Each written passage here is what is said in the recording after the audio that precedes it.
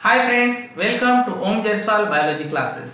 और चलिए हम देखने जा रहे हैं आगे का पार्ट एनवायरमेंटल इशू टॉपिक में। हमने लास्ट लेक्चर में वाटर पोल्यूशन कंप्लीट कर लिया है।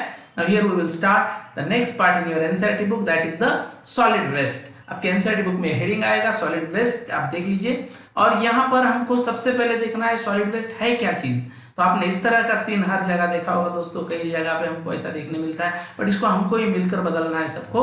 तो यहाँ पे सबसे पहले देखिए आपको एक टर्म आएगी सॉलिड वेस्ट। इसका मीनिंग आपके एनसीईआरटी बुक में ऐसा दिया है कि जो भी everything that goes out in trash, जो भी हम चीजें डंप कर देते हैं इस कचरे के डिब्बे में डाल देते हैं, सब ट्रैश में डाल देते हैं, वो सब सॉलिड चीजें मिला के बनता है सॉलिड वेस्ट। एक टर्म और आती है आपके एनसीईआरटी बुक में, that is the municipal solid waste.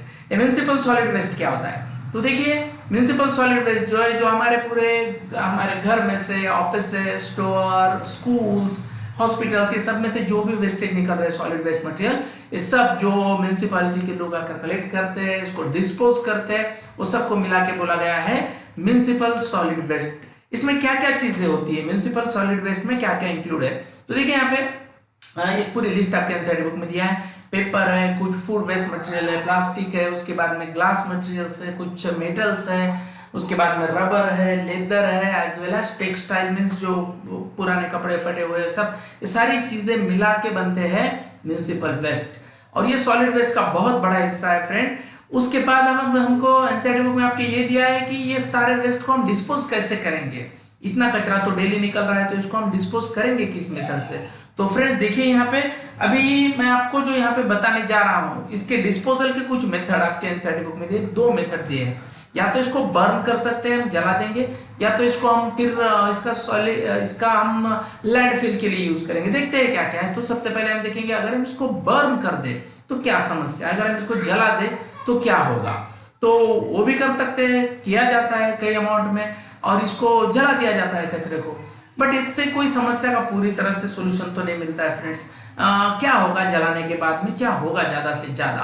तो देखिए यहाँ पे कचरा रिड्यूस हो जाएगा, reduce the volume of the waste, ये आपकी बुक में दिया है। बर्निंग से पूरी तरह से इवापोरेट तो नहीं हो जाएगा, जीरो तो नहीं हो जाएगा, बट उसका वॉल्यूम रिड्यूस हो जाएगा। जो भी मटेरियल इवापोरेट हो सकते हैं इवापोरेट हो जाएंगे, but generally not burn completion, पूरी तरह से जलेगा नहीं ये। तो फिर क्या, फिर ये जो बचा हुआ जो मटेरियल है, जो भी कचरा बचा है अभी भी काफी अमाउंट में, तो ये सब की सब एक बहुत बड़ा ब्रीडिंग ग्राउंड बन जाएगा। किसके लिए? It open dump serve as the breeding ground for rats and flies. देखिए ये सब ऐसे एनिमल्स वहां पे डेवलप होने लग जाएंगे दोस्तों, जो हमारे लिए हानिकारक है, वेक्टर है डिसीजेस के, या किसी न किसी तरह से हमारे इकोनॉमी को नुकसान पहुंचाने वाले हैं। तो ये ऑर्गेनिजम्स यहाँ डेवलप हो जाएंगे। दूसरा एक यहाँ पे हमको दिया है, देखिए दूसरा, अगर इसको बर्न के लिए एक सब्स्टिट्यूट दिया है कि चलिए ठीक है कचरा जलाना है नहीं, तो उसको हम और क्या कर सकते हैं, और हम उसको सैनिटरी लैंडफिल करके एक आपकी बुक में आएगा। सैनिटरी लैंडफिल मतलब क्या, चलिए आपको समझा देता हूं। Substitute for the open burning dumps. अगर आप इसको खुले में जलाना नहीं है तो चलिए इसको हम क्या करेंगे, जमीन में डिप्रेशंस में कैविटीज या गड्ढे बना के या ट्रेंच बना के उसके अंदर हम ये सारा कचरा जो है तो फिल कर देंगे, सारा गार्बेज, और इसको कॉम्पैक्ट फॉर्म में किया जाता है। काफी उसमें प्रेशर डाल के उसको कॉम्पैक्टली, देखिए आफ्टर कॉम्पैक्शन यहाँ पे एक वर्ड आता है, तो इसको पूरी तरह से हम बाद में कवर कर देंगे, इसके ऊपर डर्ट डाल के और पूरा गड्ढा भर देंगे। बट ये भी इतना आसान रास्ता नहीं है फ्रेंड, मतलब ऐसा समझ लीजिए कि इसके भी कुछ अपने प्रॉब्लम्स है, क्या है देखेंगे, but this is not a solution. देखिए ये क्यों नहीं है सॉल्यूशन, क्या प्रॉब्लम है? तो यहाँ पे कुछ और समस्याएं क्रिएट हो जाएगी, क्योंकि बड़े बड़े शहर जो है वहाँ पे बहुत ज्यादा वहाँ पे गार्बेज प्रोड्यूस हो रहा है, यहाँ पे बहुत ज्यादा मेट्रो सिटीज में गार्बेज जनरेट हो रहा है, और इतना कचरा बन रहा है, अगर हम इसको सब डंप करने लग जाएंगे सॉइल में गड्ढे बना के, तो सीपेज होने लगेगा, ये रेन वाटर के साथ ही इसकी सब केमिकल्स इसमें के घुल के जमीन के अंदर वाटर लेवल जो होती है, देखिए अंडर द सॉइल यहाँ पे वाटर लेवल होती है डीप में, तो इसके अंदर ये सब जाने लगेगा अंदर तक, और सारे केमिकल इसको पोल्यूट कर देंगे ग्राउंड वाटर को। ये वाटर बोरवेल से हम निकालते हैं, या फिर ये कुएं में आ जाता है, रिवर में जाके मिल जाता है, मीन्स ये सब की सब जो नेचुरल वाटर रिसोर्सेज थे वो सब की सब पोल्यूट हो जाएंगे फ्रेंड्स, ड्यू टू केमिकल जो यहाँ से सीपेज होके या पर्कुलेट होके चले जाएंगे और मिल जाएंगे वाटर रिसोर्स में जाके। तो ये एक बहुत बड़ा समस्या वाला प्रॉब्लम है। अभी दूसरा और एक बात यहाँ पे हमको देखना है, देखो ये सारा जो कचरा है ये सारा, तो इसको हम क्या कर सकते हैं, इसका और हमारे पास क्या सोल्यूशन है? तो फ्रेंड यहाँ से आगे जो हमको दिया है वो आप इतना ही समझ लीजिए कि किसी भी तरह से अगर इस समस्या से हमको जूझना है, लड़ना है, तो हर एक नागरिक का, हर एक सिटीजन का ये यहाँ पे कुछ उसको बातें जान लेनी पड़ेगी। सबसे पहले तो सब ने अपने अपने घर में ऑल वेस्ट जितना भी निकलता है घर में, इसको 3 टाइप के डस्टबिन में डिवाइड कर लें। 3 टाइप में उसको डिवाइड कर लीजिए आप लोग, सीधी सीधी बात है। एक है बायोडिग्रेडेबल मटेरियल, दूसरा जो है यहाँ पे रिसाइकलेबल, और तीसरा जो है यहाँ पे जो है तो नॉन बायोडिग्रेडेबल। तो इन 3 कैटेगरीज में हमको ग्रुप करना है। मीन्स गार्बेज का सॉर्टिंग बहुत जरूरी है दोस्तों। जब तक हम इसको ठीक से सॉर्ट नहीं करेंगे तब तक ये समस्या बहुत बुरी तरह से हमको फेस करनी पड़ेगी।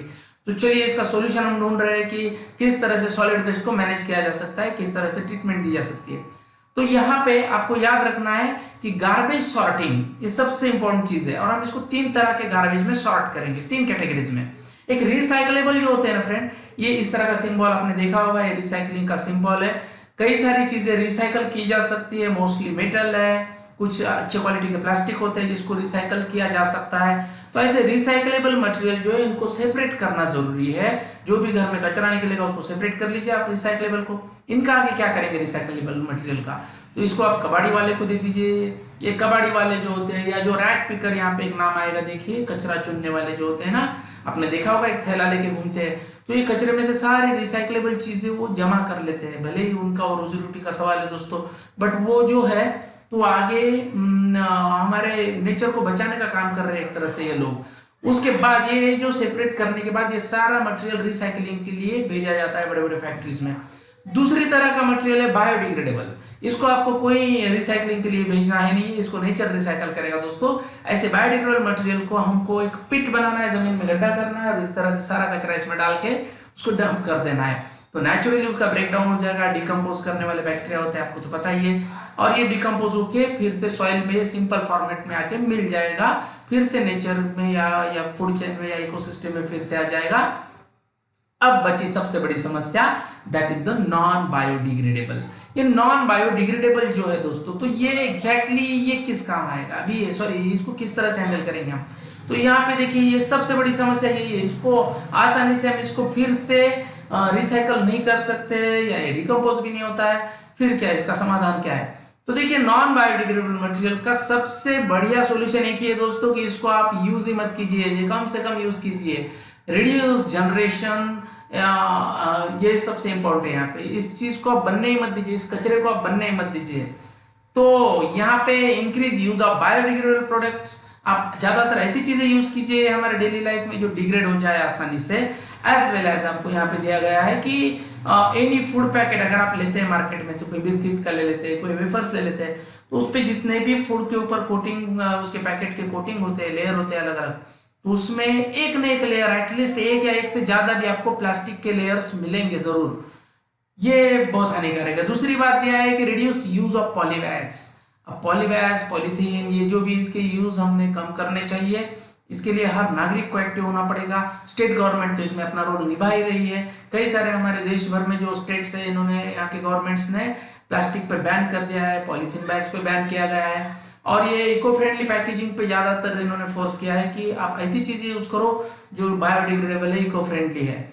और फ्रेंड ये तो ठीक है, गवर्नमेंट का काम हो गया, बट सिटीजन्स ने क्या करना चाहिए? तो हम लोगों ने भाई अपने साथ एक क्लॉथ वाली कैरी बैग रख लीजिए खुद के साथ, एक कपड़े की या कोई फाइबर्स की, जो नेचुरल फाइबर्स है, जो जूट है या कुछ भी, जिसकी मदद से हम हमारा सामान तो लेके आएंगे, बट आप अवॉइड कीजिए पॉली बैग लेना, या जो भी फ्रूट के लिए, वेजिटेबल के लिए आजकल पॉलीथीन के बैग का जो सबसे ज्यादा यूज हो रहा है, तो उसको हम इसी तरह से ब्रेक लगा सकते हैं दोस्तों। और ये सारे के सारे पॉइंट आप एनसीईआरटी में से देख लीजिए, कोई दिक्कत है तो मुझसे बोलिए। और चलिए मैं यहाँ पे रुकता हूँ। Take care friends, good bye.